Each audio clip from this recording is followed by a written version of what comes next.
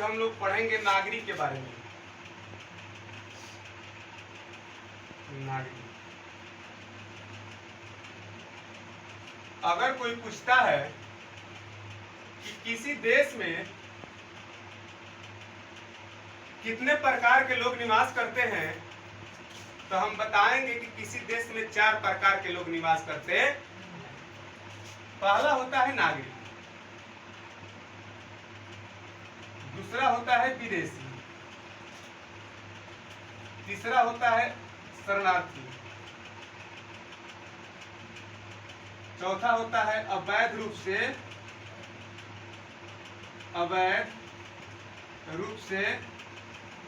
रह रहे अप्रवासी। 4 प्रकार के लोग निवास करते हैं। पहला होता है नागरिक, दूसरा विदेशी, तीसरा शरणार्थी और चौथा अवैध रूप से रह रहे अप्रवासी। अब हम लोग बात करेंगे कि नागरिक क्या होता है। तो देखो, मान लो एक देश है, इस देश में कोई भी व्यक्ति जो जन्म लिया है यहाँ से, उसकी जन्मभूमि है, और यहाँ जन्म लेने के बाद इसकी नागरिकता प्राप्त होती है, जैसे आधार कार्ड बनता है ना, वहाँ से स्कूल से पढ़ना शुरू कर देता है, तो वहाँ की हर मौलिक अधिकार इसे प्राप्त हो जाता है। तो हम कह सकते हैं कि जिस व्यक्ति को जिस देश की पूरा मौलिक अधिकार प्राप्त हो उसे नागरिक कहते हैं। समझ गया? जैसे भारत है, भारत में हम लोग निवास करते हैं ना, तो हम लोग को क्या कहा जाएगा? नागरिक, क्योंकि भारत का पूरा मौलिक अधिकार हम लोग को प्राप्त। अब दूसरा बात करते हैं विदेशी की। तो विदेशी उसे कहते हैं, देखो ये देश है, आए मान लो मेरा भारत है, ठीक है,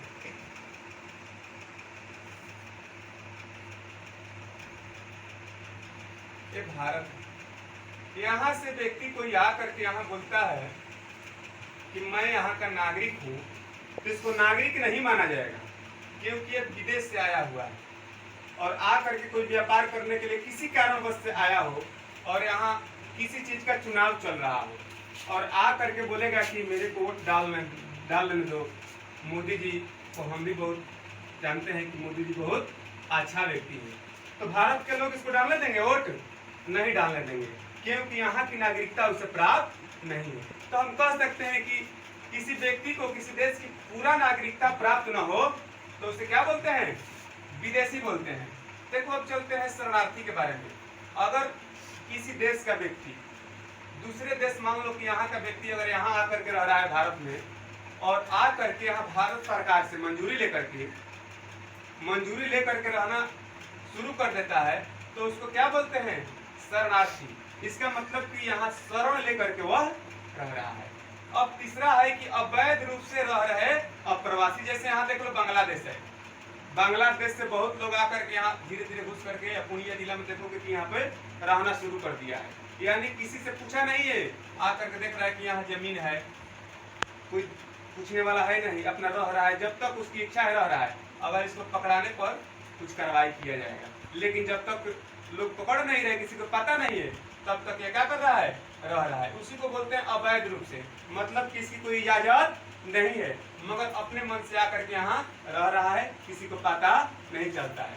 तो वही बोला कि अवैध रूप से रह रहे अप्रवासी। अवैध रूप से रह रहे अप्रवासी का मतलब होता है कि किसी दूसरे देश का व्यक्ति दूसरे देश में जा करके और बिना मंजूरी का रह रहा हो, उसको ही बोलते हैं क्या? अवैध रूप से रह रहे अप्रवासी।